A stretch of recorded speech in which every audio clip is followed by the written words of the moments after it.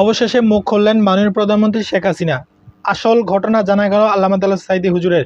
তো আর কথা না বলে চলুন আপনাদেরকে দুইটা ভিডিও ক্লিপ দেখাচ্ছি। দুইটা ভিডিও ক্লিপ অত্যন্ত গুরুত্বপূর্ণ। প্রথম ভিডিওতে একজন লোক, তাকে যদিও চিনি না, তার কিছু গুরুত্বপূর্ণ কথা আপনাদেরকে শোনাবো। এরপরে ভিডিওতে আপনাদেরকে মূল ভিডিও ক্লিপে দেখাবো যে মাননীয় প্রধানমন্ত্রী শেখ হাসিনা তিনি কি কথাগুলো বলেছে, সেই ভিডিও ফুটেজটি দেখানো হবে। তো এই কথা বলার পর আবার একদল লোক আমাকে দালাল বলবে, এটা বলবে, সেটা বলবে, সেটাও আমি জানি। ভাই কথাগুলো কেন বলেছে সেটা আগে বুঝতে হবে, ঠিক আছে? এই কথাগুলো কিন্তু আমি এমনি বলি নাই, এই কথাগুলো লজিক অবশ্যই আছে। তো যাই হোক, এগুলো আমি ভেঙে বললাম না, আপনারা একটু বুঝে নেবেন।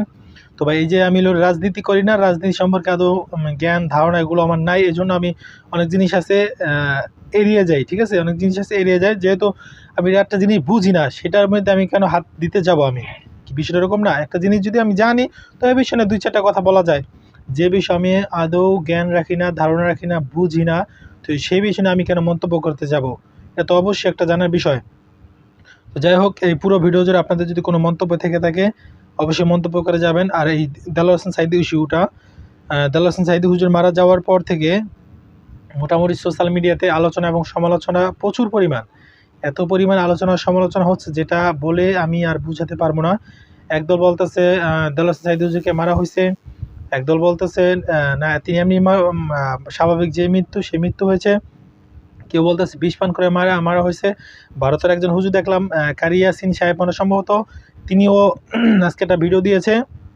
সেই ভিডিওতে দেখতে পেলাম যে তিনি বলতেছে দেলোয়ার হোসেন সাঈদীকে বিষ পান করে হত্যা করা হয়েছে, সে বিভিন্ন কথা। এখন কোনটা সত্য? বিষ পান করে যদি হত্যা করেই থাকে, আসলেই প্রকৃত করে থাকে, তাহলে সেই ভিডিও ফুটেজকে আপনারা কীভাবে আন্তাজে এই কথাগুলো বললেন? কি বিষয়টা এরকম না? যদি একটা লোকে মেরে ফেলে, এত বড় একজন জামাত ইসলাম নেতাকে মেরে ফেললো, আর আপনারা এখন পর্যন্ত প্রমাণ পাইলেন আর কিছু বললেন না, এরকম তো না। আপনারা যদি প্রমাণ পাইতেন এতক্ষণ তো মনে হয় সরকারের 12টা বাজায় ফেলতেন। কিন্তু কই, আপনাদের তো প্রমাণ হাতে নাই। যদি প্রমাণ থাকতো এতক্ষণ পর্যন্ত সোশ্যাল মিডিয়াতে পুরো তোলপাড় সৃষ্টি হয়ে যেত।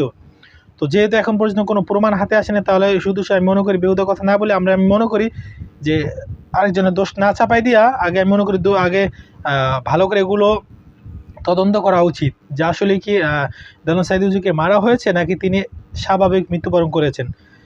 কয়েকজন বলতেছে যে না, সে আসলে তাকে মারা হয়েছে। কেন মারা হয়েছে?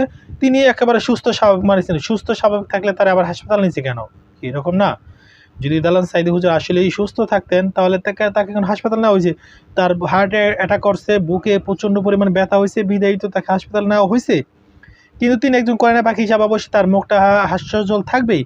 তিনি যদি মুখ গোমরা করে রাখেন তাহলে মানুষ মনে করবে তো জেল জুলুমকে মনে হয় সম্ভবত দেলোয়ার হোসেন সাঈদী ভয় পেয়ে গেছে। এই জন্য তিনি অবশ্যই হাসি খুশি রয়েছেন। তার মানে এই না যে তিনি একেবারে সুস্থ স্বাভাবিক ছিলেন। তিনি অসুস্থ বিধায়ী তো প্রথম ওই এক হাসপাতাল থেকে ফিরিয়ে দিয়ে অন্য বড় এক হাসপাতাল নিয়েছে। বড় হাসপাতাল নেওয়ার মানে কি? অসুস্থ ছিলেন বিধায়ী তো ওখানে নিয়েছে। তো আল্লাহ যখন শেষ, তিনি মারা গেছেন, এটা নিয়ে আর বাড়াবাড়ি করে না। আল্লাহ সেদিন দোয়া করেন, এটি আমার করণীয়, ঠিক আছে? আমি কারো দলেও না, আমি কারো বিপক্ষেও না, ঠিক আছে? কোনো দলাদলি করি না, দলাদলি বুঝিও না। তবে আমরা আল্লামা দেলোয়ার সাঈদী হুজুরকে ভালোবাসি, আল্লাহ তাকে জান্নাত নসিব করুক, এটাই আমরা চাই। আর কোনো বলার কিছু নাই। পরবর্তী বের আসার আগ পর্যন্ত ভালো থাকবেন, সুস্থ থাকবেন। আল্লাহ হাফেজ।